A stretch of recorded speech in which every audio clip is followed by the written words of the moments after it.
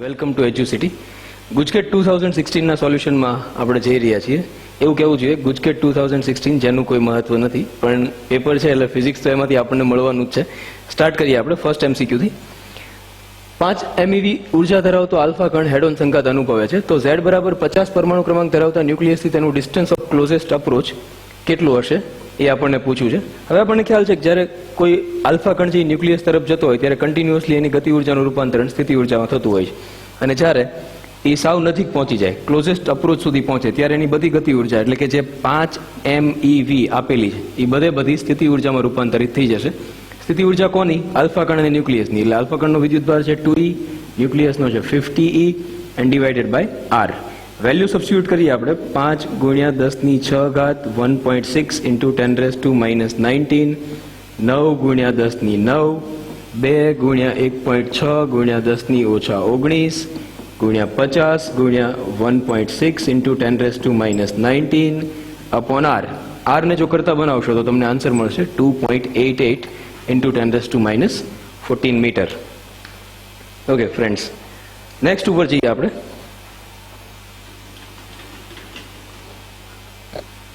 Next question છે તત્વનો પરમાણુ ક્રમાંક A તેના પરમાણુ ક્રમાંક જેટલો અથવા મોટો હોય છે, તેના પરમાણુ ક્રમાંક કરતાં હંમેશા મોટો હોય છે, તેના પરમાણુ ક્રમાંક કરતાં હંમેશા નાનો હોય છે, કેટલાક કિસ્સામાં તેના પરમાણુ ક્રમાંક કરતાં મોટો અને બીજા કેટલાકમાં નાનો હોય છે. આપણે બધાને ખ્યાલ છે કે પરમાણુ ક્રમાંક Z જે છે એની સાથે ન્યુટ્રોન નંબરનો સરવાળો કરતાં આપણને પરમાણુ દળાંક મળે છે. એટલે ન્યુટ્રોન નંબર એડ કરો તો જ આ મળે, સિવાય કે હાઇડ્રોજન ન્યુક્લિયસ. એટલે એકમાત્ર આપણી પાસે ઓપ્શન આ જ બને છે કે પરમાણુ ક્રમાંક is always less than or equal to પરમાણુ દળાંક. એટલે પરમાણુ દળાંક હંમેશા ક્રમાંક કરતાં મોટો હોય અથવા એના જેટલો હોય. એટલે ઓપ્શન આવશે તેના પરમાણુ ક્રમાંક જેટલો અથવા એના કરતાં મોટો હોય છે. સમાન દળ અને સમાન વિદ્યુતભાર ધરાવતા બે કણો જ્યારે એકબીજાથી અમુક અંતરે રહેલા હોય ત્યારે તેમની વચ્ચે લાગતું અપાકર્ષી વિદ્યુતબળ તેમનામાંથી એકના વજન જેટલું હોય તો તેમની વચ્ચેનું અંતર કેટલું થાય? વિદ્યુતબળ જે છે સમાન વિદ્યુતભાર છે એટલે વિદ્યુતબળ થઈ જશે kq² અપોન r², અને એ વજન બળ જેટલું છે એટલે એને આપણે સરખાવવું પડશે mg સાથે. k છે 9 × 10⁹, q આપણને આપી દીધેલો છે 1.6 × 10⁻19, એટલે 1.6 × 10⁻19 હોલ સ્ક્વેર અપોન r આપણે શોધવાનો છે is equal two mg. m એટલે 1.66 × 10⁻27 અને g આપણે લેવાનો છે 10. સાદુરૂપ આપીને r ને સૂત્રનો કરતા બનાવશું તો અહીંયા r બરાબર 1.78 મીટર આવશે. હવે છે ને આ થોડો કન્ફ્યુઝિંગ પ્રોબ્લેમ છે. ઓપ્શન્સ બહુ નજીક આપ્યા છે, 1.16, 15, 17, 18. એટલે આમ વિચારવા જાઓ તો જો તમે એને રાઉન્ડ ઓફ કરો અથવા તો નજીકના ડિજિટ સુધી લાવો તો 1.8 થાય, અને આમ જોવા જાઓ તો જે વિદ્યાર્થી એક જ ડિજિટને ધ્યાનમાં લે છે એના માટે 1.7 થાય. મારા પોતાના અભિપ્રાય પ્રમાણે અહીંયા બે જવાબો સાચા પાડવા જોઈએ, પણ એવું કદાચ બની શકે કે ડી એક જ આન્સર સાચો રાખવામાં આવે. એટલે અત્યારે આપણે ડી 1.18 ને સાચો રાખીએ છીએ, પણ બની શકે કે બોર્ડ છે એ 1.17 અને 1.18 બે સાચા રાખે. એના પછીનો MCQ, કુલંબ અચળાંક K નું પારિમાણિક સૂત્ર શું થશે? બહુ ફેમસ આઈડિયા છે, I think everybody knows. Force is equal to K q² upon r², એટલે K is equal to F r² upon q². Newton એટલે થઈ જશે m1 L1 t-2 r² એટલે L2, અને q² એટલે કુલમનો સ્ક્વેર છે એને A2 T2 ના ફોર્મેટમાં લખીએ. અચ્છા, એ ની જગ્યાએ એમ્પિયર માટે I આપ્યો છે તો આપણે લખી નાખીએ I². વ્યવસ્થિત ગોઠવીએ તો આ થઈ જશે m1 L1 L2 એટલે L3, T ઉપર થઈ જશે -4 અને આ આવશે I-2, એટલે આ થશે m1 L3 T-4 અને I-2 A. Exactly that is the answer. એના પછી એક પ્રોટોન એક ઇલેક્ટ્રોનથી દૂર જઈ રહ્યો છે તો તંત્રની સ્થિતિ ઉર્જાનું શું થશે? હવે જો ઇલેક્ટ્રોન અને પ્રોટોન, સ્થિતિ ઉર્જા પ્રોટોનને જેમ તમે દૂર લઈ જાઓ એમ તંત્રની વધતી જશે. હવે આવું શું કામ થાય? This very interesting. ઇલેક્ટ્રોનથી પ્રોટોનને દૂર લઈ જવા માટે તમારે કાર્ય કરવું પડે, કારણ કે પ્રોટોન છે જાતે દૂર નહીં જાય. એટલે જો મારે પ્રોટોનને દૂર લઈ જવો હોય, ધારો કે મારે પ્રોટોનને દૂર લઈ જવો છે, સરળતાથી નહીં જાય, હું મૂકી દઈશ તો પ્રોટોન છે પાછો ઇલેક્ટ્રોન તરફ ઘૂસી જશે આકર્ષણને કારણે. એટલે મારે એને દૂર લઈ જવો હોય લાઈક આ રીતે તો મારે કાર્ય કરવું પડશે. જે હું કાર્ય કરી રહ્યો છું એ તંત્રની અંદર સ્ટોર થશે, એટલા માટે તંત્રની સ્થિતિ ઉર્જા છે એ વધતી જશે. બી સાચો જવાબ છે. એના પછી આપણને એક કેપેસિટર આપેલું છે, જે ખરેખર 3 કેપેસિટર સમાંતરમાં જોડેલા હોય એવું દેખાય છે. ધાતુની એક સમાન 10 ચોરસ પ્લેટોને આકૃતિમાં દર્શાવ્યા મુજબ ગોઠવેલ છે. દરેક પ્લેટની લંબાઈ L છે. આ ગોઠવણનું કેપેસિટન્સ કેટલું થશે? હવે જો જોડાણ આ સાઈડથી જોવાનું હોય એટલે આમ વિચારશો તો અહીંયા 3 કેપેસિટર છે આ રીતે, અને આ 3 કેપેસિટરો સમાંતરમાં જોડાયેલા છે. તમને ખ્યાલ છે સમાંતરમાં કેપેસિટન્સનો સરવાળો થશે. અહીંયા આગળ ત્રણેયના પ્લેટના ક્ષેત્રફળો સમાન છે, માત્ર ડિસ્ટન્સ બદલાય છે. એટલે આથી જશે એપ્સિલોન 0a અપોન 3d, આ થશે એપ્સિલોન 0a અપોન d અને એપ્સિલોન 0a અપોન 3d. તો આ epsilon 0a upon 3d, epsilon 0a upon 3d એટલે 2 એપ્સિલોન 0a અપોન 3d સમાંતર જોડાણ છે, plus epsilon 0a upon d common લઈ લ્યો. Epsilon 0a upon d common એટલે અંદર વધશે 2/3 પ્લસ 1, 3 એકા 3 ને 2 5 એટલે આવી જશે 5 એપ્સિલોન 0a અપોન d આર્યું. હા, એ એરિયા લેન્થ L છે એટલે એરિયા થઈ જશે L2 એટલે 5/3 એપ્સિલોન 0 L2/d. બી એનો આન્સર આવશે. એના પછીનો MCQ છે, એક વિદ્યુત ભારિત કેપેસિટરની ઉર્જા U છે. હવે બેટરી દૂર કરી તેને તેના કરતા બમણી બીજી એક વિદ્યુત ભાર રહિત કેપેસિટર સાથે સમાંતરમાં જોડવામાં આવે તો પહેલા અને બીજા કેપેસિટરની ઉર્જાઓ અનુક્રમે કેટલી થશે? હવે છે ને આમ ગણવા જાવ તો આ કોમ્પ્લિકેટેડ દાખલો બની શકે, પણ તમે સીધું જો વિચારો કે એક કેપેસિટર ઓલરેડી C જેટલું કેપેસિટન્સ વાળું છે, એની સાથે તમે એક બેટરી જોડેલી હતી પહેલા આ રીતે V વોલ્ટેજ. હવે તમે એને કટ કરી નાખી છે અને એની સાથે એક બીજા કેપેસિટરને જેનું કેપેસિટન્સ 2C છે એની સાથે જોડો છો. આ જોડાણ છે ને એ સમાંતર જોડાણ થશે. શું કામ થશે એ સમજાવું છું. જ્યારે બે કેપેસિટરને તમે આ રીતે જોડો છો ત્યારે સૌથી પહેલું કામ એ થશે કે અહીંયાથી થોડો વિદ્યુતભાર અહીંયા જશે, કારણ કે વિદ્યુતભાર રહિત હતું. વિદ્યુતભાર ત્યાં સુધી જશે કે જ્યાં સુધી બેના વોલ્ટેજ છે એ સેમ ન થઈ જાય. એનો મતલબ કે બેના વોલ્ટેજ સેમ થઈ ગયા. હવે વોલ્ટેજ સેમ થશે એટલે શું થયું? ઉર્જાઓ તમને ખ્યાલ છે હાફ CV². જો બે કેપેસિટરના વોલ્ટેજ સેમ હોય તો ઉર્જા છે એ કેપેસિટન્સના સમચલનમાં હોય. એનો મતલબ કે જેનું કેપેસિટન્સ C હોય એની ઉર્જા U હોય, તો જેનું કેપેસિટન્સ 2C હોય એની ઉર્જા 2U થશે. તો એવું એક જ આપણી પાસે કોમ્બિનેશન છે. માનો કે પહેલા કેપેસિટરની ઉર્જા બીજા કેપેસિટર કરતા અડધી હોય એવું માત્ર એક જ કોમ્બિનેશન અવેલેબલ છે અને એ આ છે. એટલે 1/9 અને 2/9 U આવશે. એકચ્યુઅલમાં તમે એવી રીતે મેળવી શકો કે પહેલા વિદ્યુતભાર શોધી નાખો Q બરાબર CV અને પછી વિદ્યુતભારની વહેંચણી કરો અને પછી ઉર્જાઓ ગણો, છતાં તમે એ જ આન્સર સુધી પાછા પહોંચશો. તો આ વધારે ઇઝી મેથડ રહેશે મને એવું લાગે છે. પછી આપણને એક પરિપથ આપ્યો છે એના પછીના ક્વેશ્ચનમાં. આ ઓલરેડી સ્વઅધ્યયન પોથીનો એક જાણીતો દાખલો છે, જેમાંથી થોડો પોર્શન છે એ કટ કરેલો છે, બીજું કાંઈ નથી. આપેલ પરિપથને બેટરીમાંથી મળતો કુલ વિદ્યુત પ્રવાહ કેટલો હશે? આ સમજવા માટે બેટરીમાંથી ખરેખર વિદ્યુત પ્રવાહને દોરવો જ જોઈએ. અહીંયાથી આપણે દોરવાનું શરૂ કરીએ એટલે અહીંયા આવશે. અહીંયાથી બે ભાગમાં વહેંચાશે, એક આ પાર્ટ અને બીજો આ પાર્ટ. એટલે આ જે બે છે એ થઈ જશે સમાંતર. 6 અને 2 ને તમે સમાંતર કરશો એટલે આ થઈ જશે 1.5. હવે એને કાઢી નાખો. 1.5 ને 1.5 સિરીઝમાં થઈ જશે એટલે એ થઈ જશે 3. હવે આ આખું આ રીતે સર્કલ બની જશે તો 3 અને 3 પાછા સિરીઝમાં થઈ જશે એટલે ટોટલ થઈ જશે 6. અને 9 વોલ્ટની બેટરી છે એટલે 9/6 એ આપણને મળશે કરંટ, એટલે એ આવશે 1.5 ampere.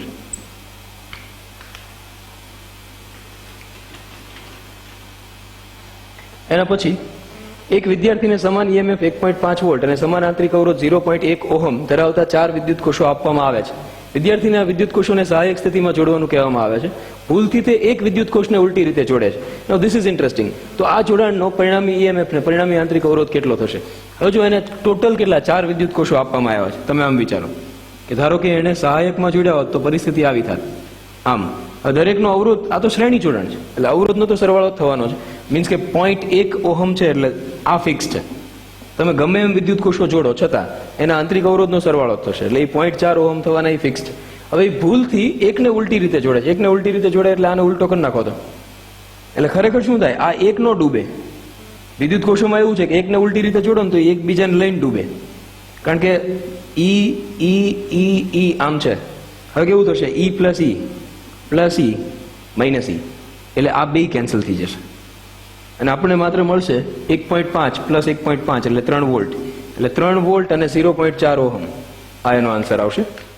Question number 10, electric heater દ્વારા આપેલ જથ્થાનું પાણી 5 મિનિટમાં ઉકળવા લાગે છે. જો આ હીટરને લાગુ પાડવામાં આવતો સપ્લાય વોલ્ટેજ અડધો કરવામાં આવે તો આટલા જ જથ્થાનું પાણી કેટલી મિનિટમાં ઉકળશે? હીટરનો અવરોધ અચળ રહે છે એમ માનું. હવે છે ને, પાણી ઉકળવાનો સાદો સિદ્ધાંત શું છે કે વ્યય પામતી જે ઉર્જા છે I²RT એ MC ડેલ્ટા T ઉકળવા માટે આટલી ઉર્જા જેટલી થવી જોઈએ. ધેટ મીન્સ કે I ઉપર ડિપેન્ડ કરે છે, રેઝિસ્ટન્સ તો કોન્સ્ટન્ટ છે. હવે I²RT માં કેવી રીતે ચેન્જ આવશે વોલ્ટેજ અડધો કરવાથી? આપણને ખ્યાલ છે V બરાબર IR, રેઝિસ્ટન્સ તો કોન્સ્ટન્ટ છે એટલે V ચલે છે I થઈ જશે.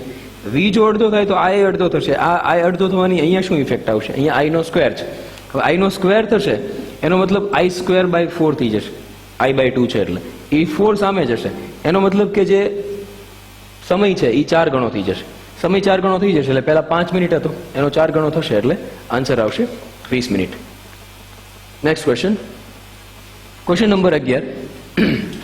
આકૃતિમાં દર્શાવ્યા પ્રમાણે P, Q અને R અતિ લાંબા સુરેખ તારમાંથી અનુક્રમે 20 એમ્પિયર, 40 એમ્પિયર અને 60 એમ્પિયર જેટલો વિદ્યુત પ્રવાહ તીર વડે દર્શાવેલ દિશામાં વહે છે. આ સ્થિતિમાં તાર Q પર લાગતા પરિણામી બળની દિશા Q ની કઈ બાજુએ હશે? જો P, Q અને R તમને ખ્યાલ છે કે જો સમાન દિશામાં વિદ્યુત પ્રવાહ પસાર થતો હોય તો આકર્ષશે, વિરુદ્ધ દિશામાં વિદ્યુત પ્રવાહ પસાર થતો હોય તો એ અપાકર્ષશે. Q ઉપર P જે છે એ એને અપાકર્ષે છે અને કારણે પરિણામી બળ આ બાજુ લાગશે. P દ્વારા બળ આ બાજુ લાગશે અને R જે છે એના દ્વારા બળ આ બાજુ લાગશે. એટલે પરિણામી બળ Q થી જમણી તરફ લાગશે. એટલે એનો આન્સર આવશે B. એના પછી ક્વેશ્ચન નંબર 12. B માન ધરાવતા સમાન ચુંબકીય ક્ષેત્રમાં ક્ષેત્રને લંબ રૂપે M દળ ધરાવતો આલ્ફા કણ R ત્રિજ્યાના વર્તુળ માર્ગ પર ગતિ કરે છે. આથી આ કણને એક ભ્રમણ કરતા લાગતો સમય. અચ્છા, એક ભ્રમણ કરતા લાગતો સમય એટલે આવર્તકાળ. આવર્તકાળ એટલે 2πm/QB. હવે આપણને ખ્યાલ છે કે આલ્ફા કણનું જે દળ છે એટલે એને એમ જ માની લઈએ આપણે. આઈ થિંક એમ દળ છે એટલે એને એમના જ રાખીએ તો આ થઈ જશે 2πm. આલ્ફા કણનો જે વિદ્યુત ભાર છે એ થઈ જશે 2E. તો આ થઈ ગયું 2E અને B એઝ ઇટ ઇઝ એટલે 2 કેન્સલ થઈ જશે. πm/EB are you. આન્સર આવશે D. એના પછી ક્વેશ્ચન નંબર 13. એક વિદ્યુત ભારિત કણ નિયમિત ચુંબકીય ક્ષેત્રમાં ગતિ કરે છે. એક વેગમાન અને ગતિ ઉર્જા કોઈમાં ફેરફાર થતો નથી. નહીં, યાદ રાખો, તમને ખ્યાલ જ છે સદિશ રાશિઓ બદલાય, અદિશ નો બદલાય. એટલે વેગમાન બદલાશે, ગતિ ઉર્જા નહીં બદલાય. વેગમાન અને ગતિ ઉર્જા બંનેમાં ફેરફાર થાય નહીં. અદિશ રાશિઓ ન બદલાય, વેગમાન છે એ બદલાય. એટલે ગતિ ઉર્જામાં ફેરફાર નહીં થાય, વેગમાનમાં થશે. તેનું વેગમાન બદલાય છે પણ ગતિ ઉર્જામાં ફેરફાર થતો નથી. યસ, વેગમાન છે એ સદિશ છે એટલે એ બદલાશે પણ ગતિ ઉર્જામાં ફેરફાર થતો નથી. તો આન્સર આવશે C. આદર્શ એમીટર અને આદર્શ વોલ્ટમીટરના અવરોધ અનુક્રમે. અચ્છા, એમીટર એવું હોવું જોઈએ કે જેમાંથી બધો વિદ્યુત પ્રવાહ પસાર થાય એટલે એનો અવરોધ આદર્શ રીતે 0 હોવો જોઈએ. આપણને ખ્યાલ છે 0 વાળા ઓપ્શન. ઓકે, 0 0 બે બાકી રહ્યા. અને વોલ્ટમીટરમાંથી કોઈ દિવસ પ્રવાહ પસાર થવો ન જોઈએ. પ્રવાહ પસાર ત્યારે જ ન થાય કે જ્યારે એનો અવરોધ છે એ ઇન્ફિનિટ હોય. એટલે આવશે 0 અને ઇન્ફિનિટ. એટલે આન્સર આવશે B. 2 એકમ જેટલી લંબાઈ ધરાવતા સ્ટીલના એક સુરેખ તારની ચુંબકી ડાયપોલ મોમેન્ટ M છે. જો આ તારને અર્ધવર્તુળાકાર ચાપના રૂપમાં વાળવામાં આવે તો તેની નવી ચુંબકી ડાયપોલ મોમેન્ટ કેટલા એકમ થશે? ધ્યાન આપો. ચુંબકી ડાયપોલ મોમેન્ટ જે છે, માનો કે પહેલા એની લંબાઈ તારની આ છે 2 એકમ, સપોઝ 2 છે, અને એનું ધ્રુવમાન આપણે ધારી લઈએ P. તો આ જે છે એની ડાયપોલ મોમેન્ટ M બરાબર 2P થશે આ પરિસ્થિતિમાં. હવે તમે જ્યારે એને અર્ધવર્તુળાકાર ચાપે વાળો છો આ રીતે, ત્યારે એના છેડાઓ વચ્ચેનું અંતર થઈ જશે R એટલે વ્યાસ થઈ જશે એ અંતર થઈ જશે 2R. અને એની ડાયપોલ ધ્રુવમાન તો એનું જ છે એટલે નવી ડાયપોલ મોમેન્ટ થશે 2RP અને આપણે કહી દઈએ M'. પણ મારે રેડિયસ શોધવી પડશે. રેડિયસ કેવી રીતે મળશે? તો આની ટોટલ લંબાઈ અર્ધવર્તુળ છે એટલે થશે πr અને ખરેખર તો એ 2 મીટર છે એટલે મારે લખવું પડશે πr બરાબર 2 મીટર એટલે R બરાબર 2/π મીટર. આની વેલ્યુ અહીંયા જાય એટલે M' is equal to 2/π into P. Okay, 2 2 ઝા 4 એટલે 4/π ઇન્ટુ P જેટલી આવશે. પણ ધ્રુવમાન છે એ આપણને આપેલું છે. ઓકે, અને જૂની ડાયપોલ મોમેન્ટના ફોર્મેટમાં લખવાનું છે એટલે જૂની ડાયપોલ મોમેન્ટ આપણી પાસે હતી 2P. તો આ 4P જે છે એને 2 ભાગમાં વહેંચી દઈએ. 2 ઇન્ટુ 2P એટલે 2P થઈ જશે M. તો આવશે 2m/π. 2m/π આન્સર આવશે B. નેક્સ્ટ MCQ જોઈએ. MCQ number 16.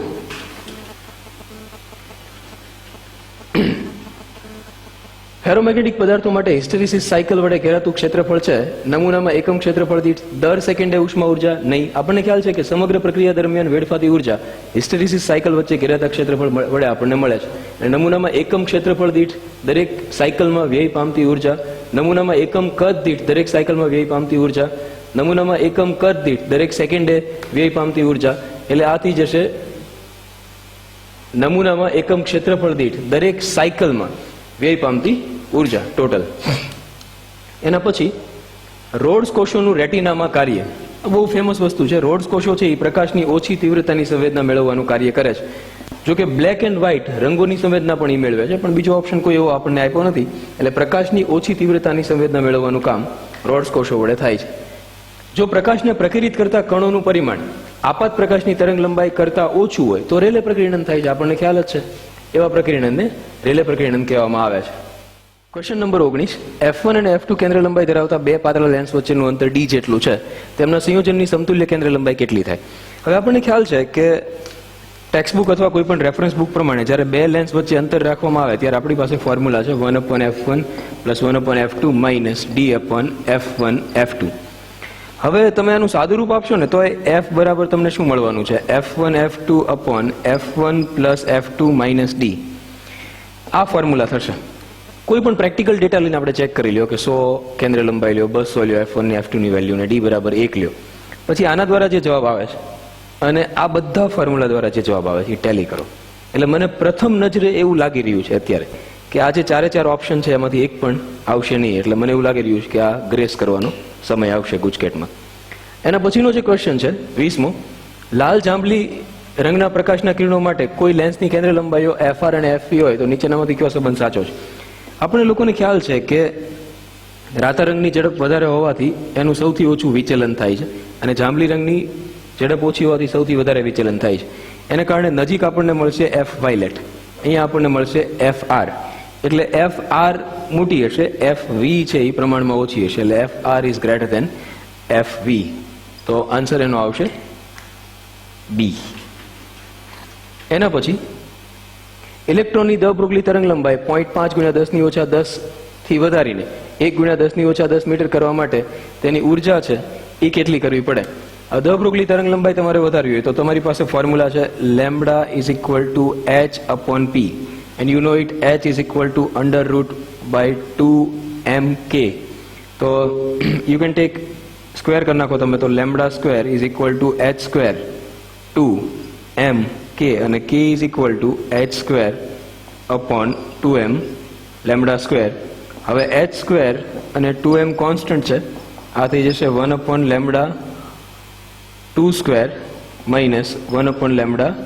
1/λ². આટલો ઉર્જામાં ચેન્જ કરવો પડે. અધરવાઇઝ સીધું આમ થઈ જશે કે આપણને એમ જ પૂછ્યું છે પ્રપોર્શન છે એટલે આ તો બધું કોન્સ્ટન્ટ છે. તો તમે સીધું વિચારો કે k is proportional to λ². તો તમે શું કરી રહ્યા છો? 0.5 માંથી 1 કરો છો એટલે તરંગ લંબાઈ તમે ડબલ કરો છો અને એ વ્યસ્ત ચલનમાં છે એટલે ઉર્જા છે એ ચોથા ભાગની થશે પ્રારંભિક ઉર્જા કરતા ચોથા ભાગની. એટલે ડી એનો આન્સર છે એ આવશે. એના પછીનો MCQ જોઈએ. MCQ number 22. સોડિયમ ધાતુની થ્રેશોલ્ડ તરંગ લંબાઈ 6800 એંગસ્ટ્રોમ છે તો તેનું વર્ક ફંક્શન છે એ કેટલું આવશે? આ સીધો સાદો ક્વેશ્ચન છે. આપણને ખ્યાલ છે વર્ક ફંક્શન છે એ આવશે hc/λ0. અને જો આમ આઈડિયા સીધો લગાવો તો ઇલેક્ટ્રોન વોલ્ટમાં જો આપેલું હોય આપણે, અચ્છા 10⁻−19 જૂલ છે તો પછી આપણે લઈ લઈએ 6.625 × 10⁻34 c છે 3 × 10⁸ λ0 આપણને આપી છે 6800 × 10⁻10. So 50 is equal to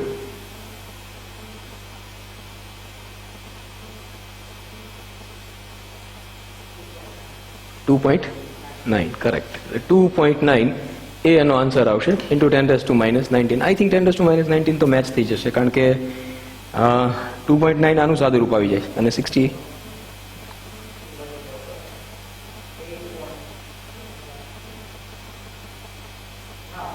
2.9 જ આવશે. Correct, perfect. 2.9 જ આવશે into 10⁻19. એના પછી question number 23. Step down transformer માટે કયો વિકલ્પ સાચો છે? હવે આ થોડું કન્ફ્યુઝ કરે એવું છે. આપણને કીધું નથી કે આદર્શ ટ્રાન્સફોર્મર છે કે વ્યવહારમાં છે, પણ ન કીધું હોય ત્યારે આપણે વ્યવહારમાં સમજવું જોઈએ એટલે output power is less than input power. હંમેશા આઉટપુટ પાવર છે એ ઇનપુટ પાવર કરતા ઓછો હોય જ્યારે આપણી પાસે ટ્રાન્સફોર્મર છે એ વ્યવહારમાં હોય ત્યારે. એના પછી LCR AC પરિપથ માટે અનુનાદ આવૃત્તિ આપણને 5000 હર્ટ્ઝ આપી છે અને હાફ પાવર બિંદુએ આવૃત્તિ છે એ 4950 અને 5050 છે તો ક્યુ ફેક્ટર. અચ્છા, આમ આ સીધો આઈડિયા છે. આ થઈ જશે ડેલ્ટા ડબલ્યુ નીચે આવશે, ઓમેગા 0 ઉપર આવશે. તો ઓમેગા 0 આપણને આપી છે 5, અચ્છા 2, અથવા આનું સીધું ફોર્મ્યુલા લઈ લો F0 અપોન ડેલ્ટા F. તો આ થઈ જશે 5000 હર્ટ્ઝ અપોન ડિફરન્સ કેટલો છે 50 50 માઇનસ 49 50 એટલે એ થઈ જશે 100 નો difference. So this will be cancelled out અને આન્સર આવશે સી. માટે આ 5000 એંગસ્ટ્રોમ આપ્યું છે. બાકી તો તમને ખ્યાલ જ છે કે બે વક્રી ભવનાંક જ પૂરતું છે. એટલે આપણને ખ્યાલ છે V બરાબર C ભાગ્યા n, કોઈ પણ માધ્યમમાં પ્રકાશનો વેગ, એટલે કે 3 × 10⁸ ડિવાઈડ બાય બે વક્રી ભવનાંક એટલે 2, એટલે આ આવશે 1.5 × 10⁸ મીટર પર સેકન્ડ. એના પછી વાદળી પ્રકાશની મદદથી વિવર્તન મેળવવામાં આવે છે. હવે જો વાદળી પ્રકાશના બદલે પીળો પ્રકાશ વાપરવામાં આવે તો તમને ખ્યાલ છે કે શલાકાની જે પહોળાઈ છે x બાર એ થઈ જશે lambda d upon small d, એટલે કે એ લેમ્બડાના પ્રપોર્શનમાં છે. જો તમે વાદળી પ્રકાશની જગ્યાએ પીળો પ્રકાશ વાપરો તો તમારી લેમ્બડા વધી રહી છે. લેમ્બડા વધે એટલે x બાર વધશે, એટલે કે શલાકાઓ પોળી મળશે. હવે ઓપ્શન જોઈએ, અધિકતમો અને ન્યૂનતમો પહોળા અને એકબીજાથી દૂર જાય છે. Very good. બીજું તો આવે જ નહીં, વિવર્તન પાથમાં ફેરફાર થતો નથી, નહીં થાય છે, અદ્રશ્ય થાય છે, ગપ્પાનો મારો, એટલે એ આવશે. અધિકતમો અને ન્યૂનતમો પહોળા અને એકબીજાથી દૂર જાય છે. એના પછી એન્ટેનામાંથી વિકેન્દ્રિત થતો પાવર, એકચ્યુઅલમાં વિકેરિત થતો પાવર. ઓકે, તો આપણને ખ્યાલ છે પાવર ચલે છે 1/λ², અને આપણને ખ્યાલ છે લેમ્બડા ચલે છે 1/f. આ વસ્તુને અહીંયા આગળ મૂકશો એટલે આ થઈ જશે પાવર ચલે છે f², એટલે એનો આન્સર આવશે ડી, જે ફ્રીક્વન્સીના સ્ક્વેરના સમચલનમાં હોય છે. એના પછી એક AC LCR શ્રેણી પરિપથ માટે અનુનાદી આવૃત્તિ માટે નીચેનામાંથી કયો વિકલ્પ ખોટો છે? હવે જ્યારે અનુનાદ આવૃત્તિ આવે ત્યારે ચેક કરવું જોઈએ શ્રેણી પરિપથ છે. ઓકે, હવે શ્રેણી પરિપથ છે એટલે I max થાય. I max થાય એટલે જે તમારો અવરોધ છે અથવા ઇમ્પિડન્સ છે એ મિનિમમ થવો જોઈએ. અવરોધનું મૂલ્ય 0, L અને C ને લીધે મળતા રિએક્ટન્સનું મૂલ્ય સમાન. કરેક્ટ. હવે તમને ખ્યાલ છે કે ઇમ્પિડન્સ ત્યારે જ મિનિમમ થાય કે જ્યારે એનો કાલ્પનિક ભાગ છે એ 0 થાય. કાલ્પનિક ભાગ એટલે તમને ખ્યાલ છે omega L minus 1/ωc, that should be equal to 0. એવું ત્યારે જ થાય કે જ્યારે omega L is equal two 1/ωc થાય. એનો મતલબ એમ થશે કે આ જે છે એ ઇન્ડક્ટરનો રિએક્ટન્સ છે અને આ કેપેસિટરનો રિએક્ટન્સ છે, એટલે એ બે સમાન થાય ત્યારે જ આપણને અનુનાદ આવૃત્તિ મળે. એટલે આ થઈ ગયું, L અને C ને લીધે મળતા રિએક્ટન્સનું મૂલ્ય છે એ સમાન થવું જોઈએ, એટલે બી કરેક્ટ આન્સર આવશે. એના પછી 29, LCR પરિપથમાં AC પ્રાપ્તિ સ્થાનની કોણીય આવૃત્તિ ઘટાડતા ઇન્ડક્ટિવ રિએક્ટન્સ. અચ્છા, ઇન્ડક્ટિવ રિએક્ટન્સ એટલે ઓમેગા L અને કેપેસિટિવ રિએક્ટન્સ એટલે 1/ωc. કોણીય આવૃત્તિ શું કરો છો? ઘટાડો છો. અચ્છા, ઘટાડો એટલે ઇન્ડક્ટિવ રિએક્ટન્સ ઘટે, આ રહ્યો ઘટે, અને ωc એટલે આ વધે. ઓકે, એટલે ઘટે વધે, ફર્સ્ટ એ આવશે. એના પછી હાઇડ્રોજન પરમાણુને ધરા સ્થિતિમાંથી ચોથી સ્થિતિમાં ઉત્તેજિત કરવામાં આવે છે તો કેટલી સંખ્યાની વર્ણપટ રેખાઓ મળશે? એકચ્યુઅલમાં આનું એક શોર્ટકટ છે, પણ મને વધારે આ ગમે છે. જુઓ, તમે ચોથી સ્થિતિમાં ઉત્તેજિત કરો છો એટલે આ થઈ ગયું 1 2 3 4. હવે એ 4 થી નીચે કેટલા રસ્તે આવી શકે? તો આ થઈ જશે 1, એટલે 1 વર્ણપટ રેખા મળશે. પછી થઈ જશે બીજી વર્ણપટ રેખા, આ એટલે ટોટલ 3 થઈ. હવે આ રીતે આવી શકે એટલે 4 5 અને ટુકડે આ રીતે. પણ તમે એમાં ખબર હોવી જોઈએ આ તો આવી ગયેલી છે એટલે આ નહીં ગણાય. અચ્છા, આ નથી આવેલી એટલે આ ગણાશે. આ આવી ગયેલી છે એટલે ટોટલ થઈ જશે 6. અથવા તમે સીધું ફોર્મ્યુલા યુઝ કરી નાખો, n × n-1 ડિવાઈડ બાય 2. તો આ થઈ જશે 4, ચોથી કક્ષામાં જાય છે એટલે 4 - 1/2, એટલે 4 × 3/2, 4 × 12/2, એટલે ટોટલ 6 વર્ણપટ રેખાઓ છે એ મળશે. કોઈ પણ લોજિક ગેટ માટે ઇનપુટ A અને ઇનપુટ B અને આઉટપુટ Y ના સિગ્નલો આકૃતિમાં દર્શાવ્યા છે. આ લોજિક ગેટ કયો હશે? Okay, let us check. 0 0 1, એટલે 0 0 માં 1 આપે એવો તો એક જ ગેટ છે, નાન ગેટ, એટલે પછી આગળ વધવાની જરૂર નથી કાંઈ. 0 0 માં એક જ ગેટ આપણને 1 આપશે. ક્વેશ્ચન નંબર 32, C ટ્રાન્ઝિસ્ટર એમ્પ્લીફાયરનો વોલ્ટેજ ગેઇન 100. અચ્છા, વોલ્ટેજ ગેઇન 100 એટલે AV છે 100 આપણી પાસે, અને તેને ઇનપુટમાં આપેલ સિગ્નલ આ છે. ઓકે, તો આઉટપુટ સિગ્નલ છે એ શું હોય? તમને લોકોને ખ્યાલ છે કે એમ્પ્લીફાયરમાં આપેલું સિગ્નલ છે એના કરતાં જે આઉટપુટ સિગ્નલ છે એ 180 ડિગ્રી આગળથી જતું હોય છે. પ્લસ બીજી વસ્તુ અગત્યની એ છે કે આ જે આઉટપુટ વોલ્ટેજ છે, વોલ્ટેજ ગેઇન એટલે શું થશે? Output voltage upon input voltage. એટલે જે કાંઈ આઉટપુટ વોલ્ટેજ છે ઇનપુટ વોલ્ટેજ ગુણ્યા 100 કરીને મળશે. એટલે 0.2 ગુણ્યા 100 કરો એટલે સૌથી પહેલા તો 20 થઈ જશે. તો 20 વાળા ઓપ્શન જ જોવાના રહ્યા. 1 2 3 આપણી પાસે છે. Very good. હવે 180 ડિગ્રીનો ફેઝ ડિફરન્સ આવશે તો 180 ડિગ્રી વાળું કોણ છે? આ રહ્યું. બસ પતી ગયું. તો આ થઈ જશે બી 20 cos 328t પ્લસ 180 ડિગ્રી. એ આઉટપુટ સિગ્નલ આપણને મળશે. એના પછી ક્વેશ્ચન નંબર 33. કઈ અર્ધવાહક રચનાને કોઈ પણ પ્રકારના બાયસ વોલ્ટેજની જરૂર પડતી નથી? સોલર સેલ છે અને કોઈ બાયસ વોલ્ટેજ ન આપો કારણ કે એમાંથી તો આપણે વોલ્ટેજ ઉત્પન્ન કરવાના છે. 10 મેગાહર્ટ્ઝ આવૃત્તિવાળા તરંગનું ક્ષમતાપૂર્વક ટ્રાન્સમિશન કરવા માટે એન્ટેનાની લંબાઈ કેટલી રાખવી જોઈએ? ઓકે, હવે સૌથી પહેલા તો આ આવૃત્તિ આપી છે એને લેમ્બડામાં ફેરવી નાખો. લેમ્બડા એટલે c/f 3 ગુણ્યા 10⁸. f કેટલો છે? 10 મેગાહર્ટ્ઝ એટલે 10⁷, એટલે આ થઈ જશે 30 મીટર. હવે તમને ખ્યાલ છે કે એન્ટેનાની લંબાઈ બરાબર તરંગ લંબાઈના ચોથો ભાગની હોય છે. એટલે 30/4 એટલે આવશે 7.5 મીટર હોવી જોઈએ. એટલે આન્સર આવશે બી. એના પછી જો ગામા કિરણો, ક્ષ કિરણો અને માઇક્રો તરંગોની તરંગ લંબાઈઓ અનુક્રમે લેમ્બડા આર, લેમ્બડા એક્સ અને લેમ્બડા એમ હોય તો શું લખી શકાય? અચ્છા, ગામા કિરણો છે એ સૌથી વધારે એનર્જેટિક પાર્ટિકલ છે એટલે તરંગ લંબાઈ સૌથી ઓછી આવે. દેટ મીન્સ કે લેમ્બડા ગામા સૌથી ઓછું. એના પછી કોણ વધ્યું? હવે ક્ષ કિરણો. ક્ષ કિરણો એના કરતાં સહેજ મોટા હોય. કરેક્ટ. અને પછી એમ કોણ છે? માઇક્રો તરંગો. એ તો સૌથી મોટા હોય. એટલે આ આવશે lambda R is less than lambda X is less than lambda M. D એનો કરેક્ટ આન્સર આવશે.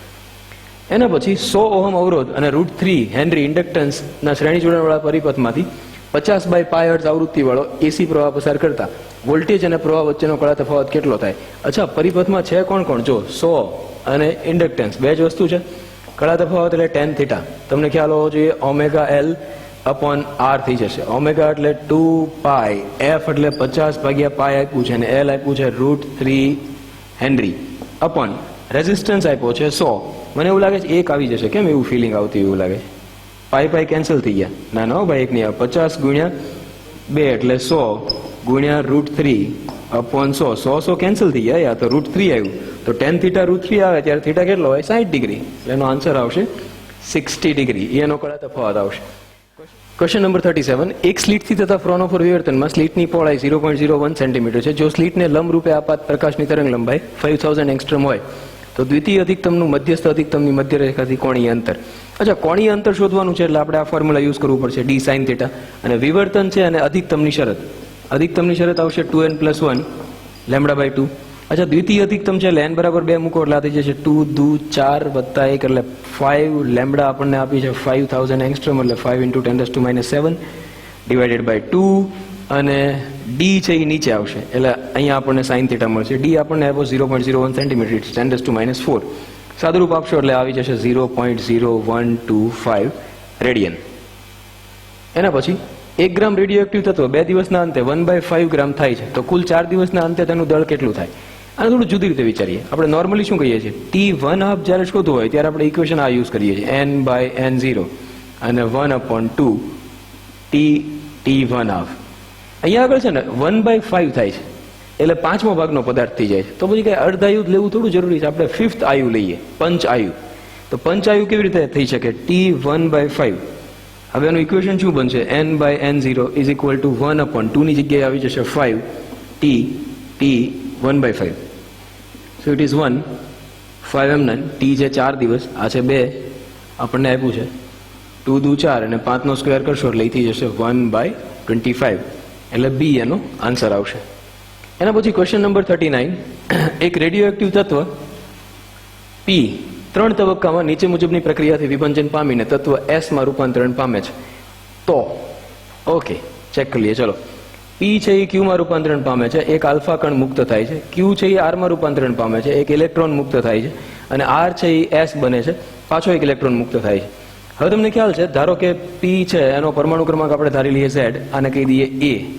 તો આલ્ફા કણ મુક્ત થાય ત્યારે શું થશે? ઉપર એ રાખીએ, નીચે ઝેડ. તો આલ્ફા કણ મુક્ત થશે એટલે a-4 અને z-2. એટલે ક્યુ જે આપણી પાસે છે એ છે a-4 અને z-2. ઇલેક્ટ્રોન મુક્ત થાય એટલે શું થાય? એક પરમાણુ ક્રમાંક વધી જાય. એક પરમાણુ ક્રમાંક વધે એટલે શું થઈ જશે? z-1 અને a- તો 4 જ રહેશે. હવે પાછો ઇલેક્ટ્રોન મુક્ત થાય, આર આપણી પાસે છે a-4 z-1 પાછું ઇલેક્ટ્રોન મુક્ત થાય એટલે પાછો એક પરમાણુ ક્રમાંક વધે, એટલે એના કારણે શું થઈ જાય, A-4 પણ Z-1 +1 થાય એટલે ખાલી Z વધે. એનો મતલબ એમ થયો કે P અને S આ બે એવા તત્વો છે કે જેના પરમાણુ દળાંક જુદા જુદા છે પણ પરમાણુ ક્રમાંક સમાન છે. પરમાણુ દળાંક જુદા જુદા હોય અને પરમાણુ ક્રમાંક સમાન હોય તો એને સમસ્થાનિકો કહેવાય. P અને Q નહીં, P અને R નહીં ભાઈ, P અને I આઇસોટોપ્સ છે. સાચી વાત છે, P અને S બે આઇસોટોપ્સ છે એટલે P અને S એકબીજાના સમસ્થાનિકો થશે. ક્વેશ્ચન નંબર 40, આત્મપ્રેરકત્વ માટે આપેલા પૈકી કયો એકમ ખોટો છે? આત્મપ્રેરકત્વ એટલે થઈ જશે L = E dt/di, that we know. E એટલે વોલ્ટ સેકન્ડ અપોન di છે એટલે એમ્પિયર. તો આ એનો ફેમસ એકમ છે. ઉપરાંત તમે બીજું ઇક્વેશન લખી શકો છો, L = n/i which is Weber upon ampere.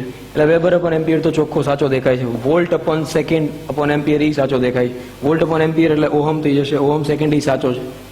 એક વધ્યો મો સેકન્ડ જે ખોટો છે એટલે આન્સર એ આવશે. Okay friends, if you like the videos of the channel, you can see the other videos too. If you like it, then subscribe, share and like. Thank you.